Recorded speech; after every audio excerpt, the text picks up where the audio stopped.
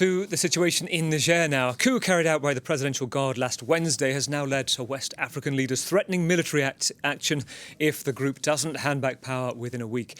In a TV address overnight, a military colonel of the Presidential Guard accused France of plotting with the toppled government to carry out airstrikes in order to free the detained president. No evidence provided. France so far has said that it has one task, that is restoration of the democratic government. Well, let's bring in our international affairs commentator, Doug Herbert.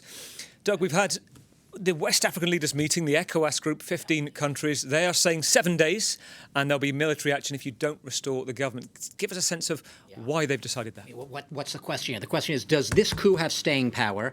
Can this 15-country regional economic bloc, ECOWAS as it's called, can they do anything? What is their ultimatum worth? Do they have the generals and the coup leaders quivering in their boots, so to speak? The easy answer as of this hour is it doesn't look like it. It doesn't look like the putschists are about to go anywhere. Does that mean tomorrow I might not be standing here, Gavin, and we might have a whole different story? We'll say, coup over, it's been reversed. It's possible, not looking likely. Look, ECOWAS, why are they doing this? They've served this ultimatum because they are sick and tired of looking weak and ineffective. They have watched across Africa over the past 18 months, year and a half, coup after coup after coup across the West African region. It's called the coup belt. It's the coup Sahel belt. Region, yeah. We have seen two in Mali in 2020, 2021. We've seen one in Burkina Faso. We've seen another in Guinea. And enough is enough.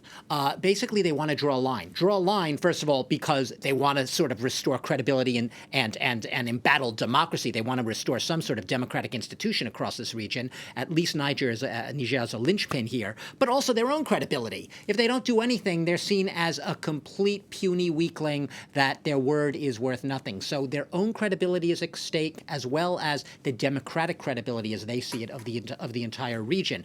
That said, ECOWAS is hated by a lot of people in the region. It is seen as, if you will, a pawn of a lot of Western powers. It is seen as doing the bidding of a lot of these old colonial powers, including France. It's not really seen as an independent voice. When it tried to impose very tough sanctions on Mali after its back-to-back coups, there were massive protests against ECOWAS, people sort of chanting, down with ECOWAS, down with France, lumping them all together. So will this succeed?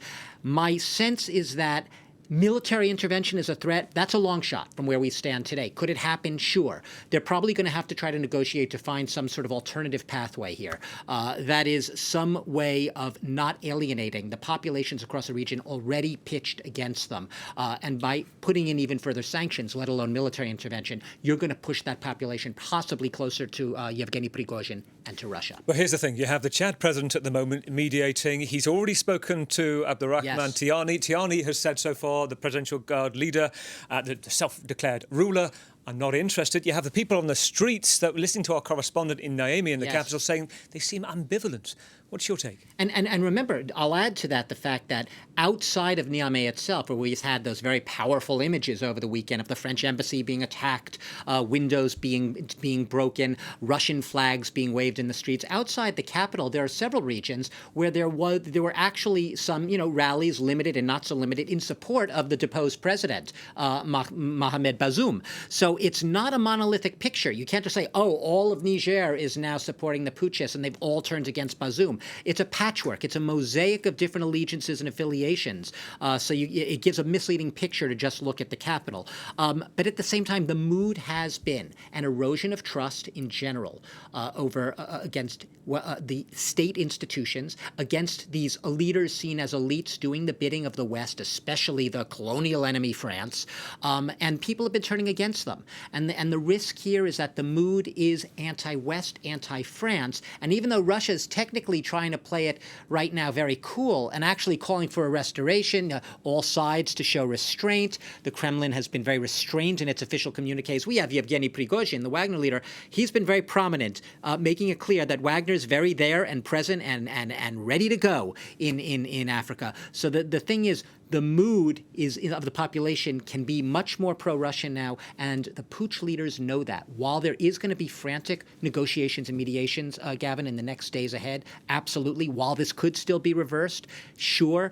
I also see right now a sense that right now these putsch leaders are also very cognizant that they can get the population on their side in a bloc against the West, against France. You made a good point there about Prigozhin, who's potentially the unofficial voice, but the Kremlin in the last hour or so saying that they want to see restraint, a restoration of diplomatic means. They're not saying they want to see the old government coming back. They're saying restoration to democracy.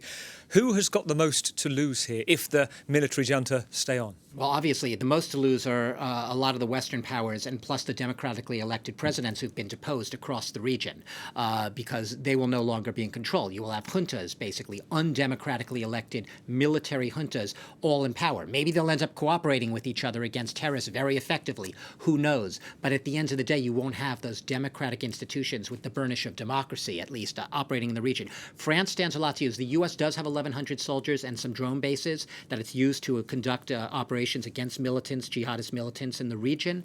However, France relies heavily on the U.S. for intelligence. France has 1,500 troops. It has the heaviest presence there. So if the U.S. were to fall, you would also have France. If the U.S. were to pull out in any way, it would be less of a hit to the U.S. than it would be to France, which has had a bigger presence, a bigger footprint, if you will, in that region in many respects, and especially right now in Niger after redeploying its troops from Mali and Burkina Faso, from which it was forced out after their own coups.